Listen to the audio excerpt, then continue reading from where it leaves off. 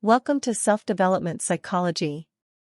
In our last class, we discussed how thinking can be divided into two types: thinking about the world and others, and thinking about oneself. Today, we will focus on the latter, thinking about oneself. In simple terms, thinking about oneself is a form of tyranny that oppresses us and prevents us from finding our true selves. After listening to this lecture, you will understand why I say this. Behind the frustration of the self lies the should mentality.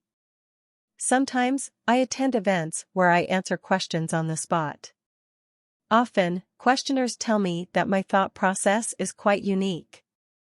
For example, a young man once said to me, "I have a very important goal that requires me to do things I don't really want to do, such as preparing for a very important exam. But my body seems to have a mind of its own and often procrastinates. How can I motivate myself to keep going?" I quickly shook my head and said, "I can't help you with that. The way you're asking me now, it seems like there are two selves inside you. One is the oppressive self, and the other is the helpless self. The former is forcing the latter to do something he doesn't like. The latter has no say except to occasionally express dissatisfaction and rebellion through procrastination. Now you want me to help the oppressive self to completely silence the helpless self. I can't do that. Usually, I stand on the side of the weaker one." I didn't answer him this way just to show off my eloquence. I found that almost all the frustrations about the self have an should self behind them. What is the should self behind this young man's problem? It is I should give it my all and focus solely on this, even if it's not something I want to do. When he realizes that there is a gap between his real self and this should self, he will think, "Is there something wrong with me?" If I were to answer his question in a conventional way and tell him about self-management methods, I would be endorsing the assumption behind his problem, the should self. In fact, I would be agreeing with him that yes, you do have a problem, and that problem is exactly what you think it is. But is that really the case? Why is the should self reasonable?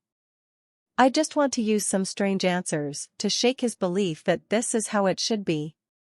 I want to tell him, there is nothing that should be done, and our assumptions about how we should be may be biased.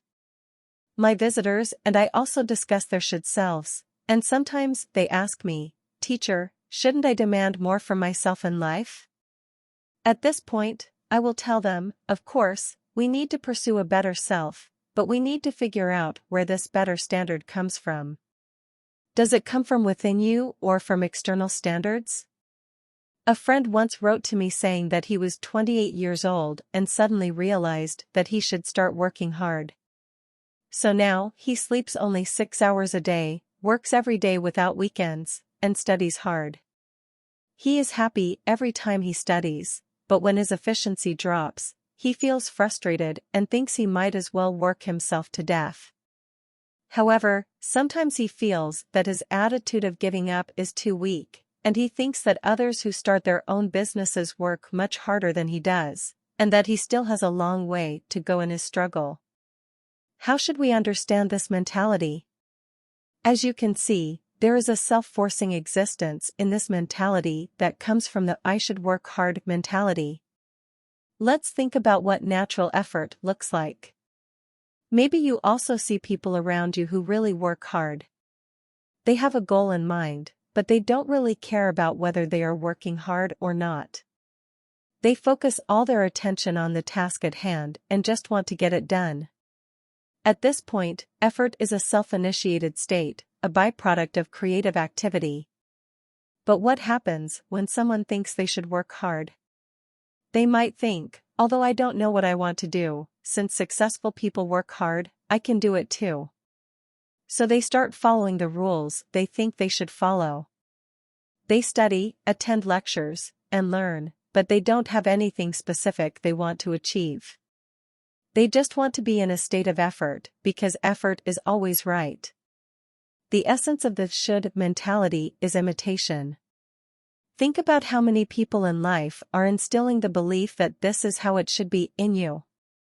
Idle dramas on TV tell you how to fall in love, savvy merchants tell you how to give gifts to your significant other, what kind of wedding photos to take when you get married, and a fruit vendor invented the tradition of eating apples on Christmas Eve, so now it has become a standard. There are too many shoulds in our minds telling us what to do, and these should thoughts become limitations on our emotional expression and eventually replace our true emotions. This is the biggest problem with self-should thinking. By now, you may have already understood that the essence of the "I should do this" mentality is to replace our spontaneous actions with social rules, the expectations of others, or cultural customs. The complete sentence of the should mentality may be, since others think it's right to do it that way, then I should do it that way. Since others expect me to do it this way, then I should do it the way they expect. You may still be a little confused. The protagonists in all the stories we just heard wanted to work hard and change, and it seems like they did it voluntarily without anyone forcing them. Isn't this spontaneous action? Actually, it's not spontaneous action, but rather an imitation of spontaneity.